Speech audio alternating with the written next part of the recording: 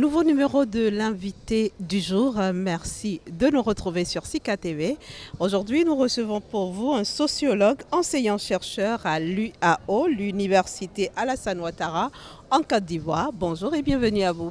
Bonjour. Nous allons parler avec vous de la dépigmentation. Nous connaissons ses nombreux effets sur la santé, sur le corps.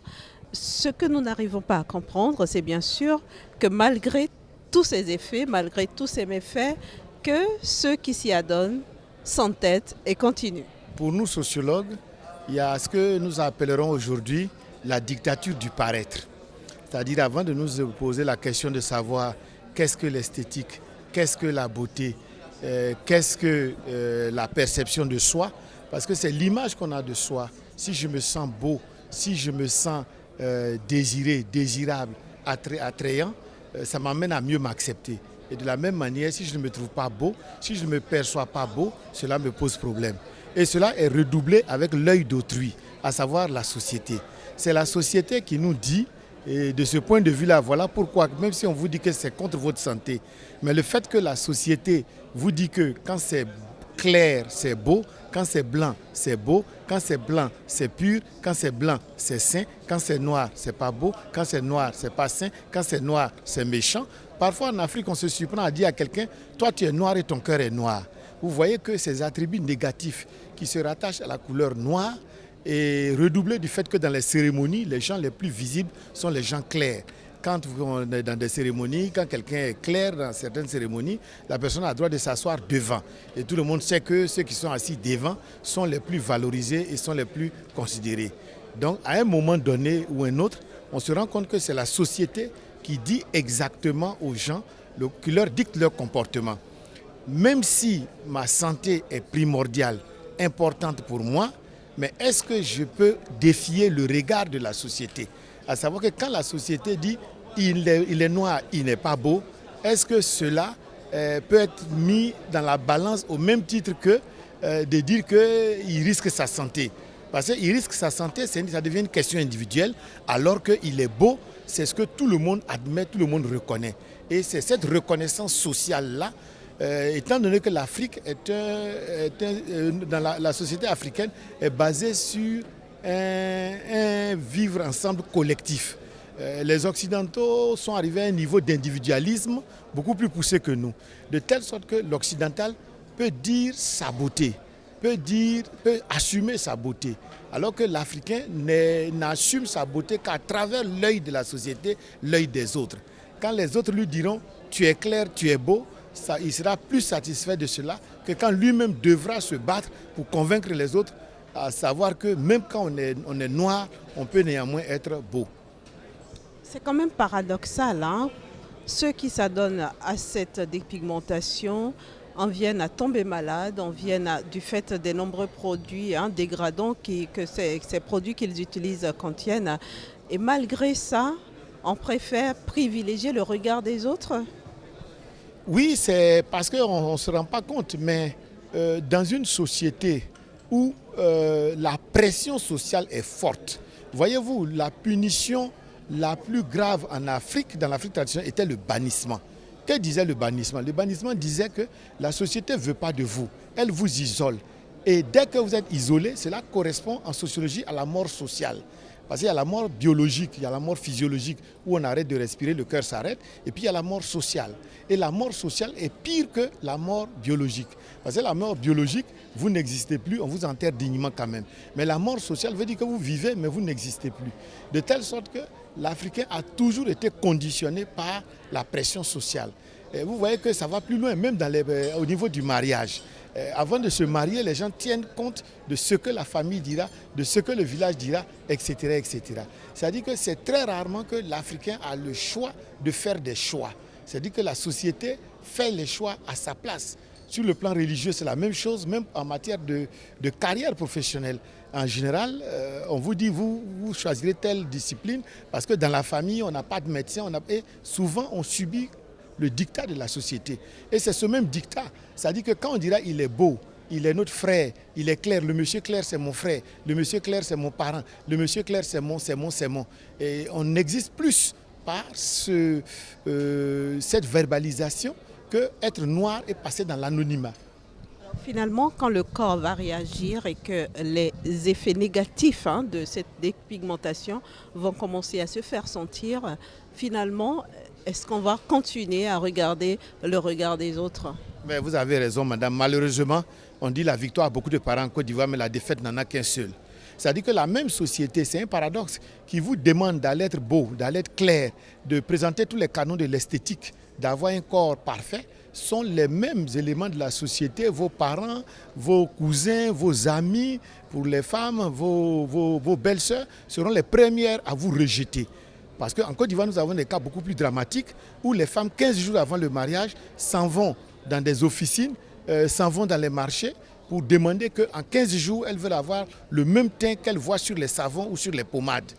Mais malheureusement, pour beaucoup d'entre elles, avec les dosages de ces produits, elles se retrouvent avec la peau qui est grattée, plusieurs couleurs, etc. Et ce sont les mêmes personnes qui leur recommandent d'aller faire ces produits-là pour devenir clairs, qui sont les premiers à les rejeter. Finalement, comment est-ce qu'on peut renverser la tendance? Comment on peut toucher la mentalité? Il faut commencer le plus tôt possible. Parce que vous savez que les schémas de séduction, parce qu'on parle de dépigmentation, c'est vrai, il y a les hommes, il y a les femmes, mais ça touche beaucoup plus les femmes. Et il faut commencer très tôt. Qui va commencer? Qui doit impulser? Qui doit impulser, c'est la famille. La capacité à aimer tous les enfants de la même manière. Qu'ils soient noirs, qu'ils soient clairs, les aimer tous de la même manière. L'école doit aussi être impactée. La capacité d'expliquer à l'école que être noir, ce n'est pas un défaut. On est noir, c'est différent de clair. Mais pas de hiérarchie. Faut déjà très tôt mettre dans la tête des enfants que quand quelqu'un est noir, on ne se moque pas de lui. On ne lui dit pas, c'est pas comme s'il a fait quelque chose qui n'est pas bien, c'est comme s'il est un damné de la terre, pour parler comme Frantz Fanon. Expliquer que noir, clair, blanc, chocolat, comment on appelle cela, jaune, etc., c'est une question de pigment. C'est-à-dire que c'est une question de couleur. C'est une question, ce sont des différentes personnes, mais toutes sont des personnes au sens de la dignité humaine. À savoir qu'on a tous droit au même respect et à la même considération. De telle sorte que si déjà enfant, on apprend à s'accepter, quelle que soit notre couleur, et ne pas voir cela comme un handicap. C'est une relation à l'handicap qu'il faut enseigner aux enfants, déjà tout petits. Parce qu'après, quand la graine est sémée, dans l'adolescence, à 14, 15, 16 ans, les filles commencent à faire leurs premières expériences avec les hommes et elles verront que ce sont les plus claires qui seront considérées comme les plus séduisantes. Donc vous voyez que là, le mal est déjà fait. Alors que si toutes petites, elles apprennent à s'accepter, à parler de leur couleur, à se valoriser malgré leur couleur, vous voyez qu'elles vont mieux grandir et mieux accepter leur couleur. Et comment traiter, docteur, le cas de celles qui sont allées déjà très loin et qui subissent déjà les affres de la chose? Malheureusement, vous avez raison parce qu'on les laisse uniquement aux mains des médecins. Alors que maintenant, le mal, il est psychologique et il est sociologique. Parce que quand elles voient les stigmates de ces produits sur leur corps, elles se rendent compte qu'elles ne seront plus acceptées même par leur mari pour lequel même elles ont fait ça, ni par la belle famille, ni par qui que ce soit. Donc il faudrait les accompagner. Une assistance psychologique pour qu'elles puissent déjà comprendre que le mal est fait. Mais comment est-ce qu'il faut l'atténuer? Parce que quand elles seront en face des autres, ce seront à elles d'amener les autres à les accepter. Parce que les autres vont les regarder comme des gens qui ont cherché leur propre malheur. Elle n'a pas voulu s'accepter, elle a voulu jouer la plus maligne en se rendant belle. Voilà, maintenant, elle paye les conséquences. De telle sorte que c'est très difficile à vivre. Donc il faudra qu'elle puisse bénéficier d'accompagnement psychologique. Il faudra aussi qu'elle puisse bénéficier d'accompagnement sociologique et ne pas avoir que simplement un accompagnement médical qui lui est plus long. Parce que tout ce qui touche à l'épiderme, au pigment, quand c'est dérangé, ça met un temps très long. De telle sorte que si les personnes ne sont pas accompagnées de stress en dépression, elles peuvent sombrer dans des suicides. Est-ce que nos gouvernants aussi n'ont pas une partition à jouer dans tout ceci, puisque avant tout, c'est les gouvernants qui autorisent la vente de ces produits sur leur territoire? Vous avez raison, parce que c'est un problème de santé publique. Et ça concerne le gouvernement, c'est un problème régalien. La santé, les produits qui rentrent, ce qu'on accepte, ce qu'on n'accepte pas. Le fait déjà à l'école de sensibiliser, de donner des idées du beau qu'on peut retrouver à travers toutes les formes et à travers toutes les couleurs. Effectivement, par déjà ces médicaments qui sont contre-indiqués, le gouvernement peut jouer un rôle. Déjà sensibiliser dans les cours de CM, ici on parle de cours d'éducation civique et morale. Ça peut nous aider à travailler sur ce plan-là. Sensibiliser aussi les parents à ce qu'on ne fasse pas l'apologie des femmes claires qui coûteraient plus cher dans les dots par rapport aux femmes noires qui fonctionneraient comme des marâtres et des sorcières.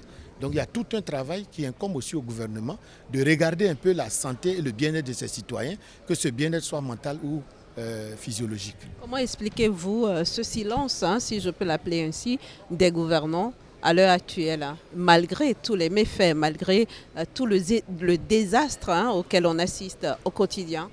Mais c'est très malheureux parce que parfois eux-mêmes contribuent. Parce qu'eux-mêmes, quand ils ont à choisir des femmes ou des maîtresses, ils choisissent les clercs. Donc je me dis qu'à un moment donné, ils ne prennent pas beaucoup conscience de leurs propres responsabilités. Parce que si eux aussi valorisent, si les ministres, les PDG, les PCA, les présidents valorisent aussi la beauté noire, la couleur noire, font des choix de femmes noires, parce qu'ils disent aux gens, mais il ne faut pas m'emmener une fille noire ici.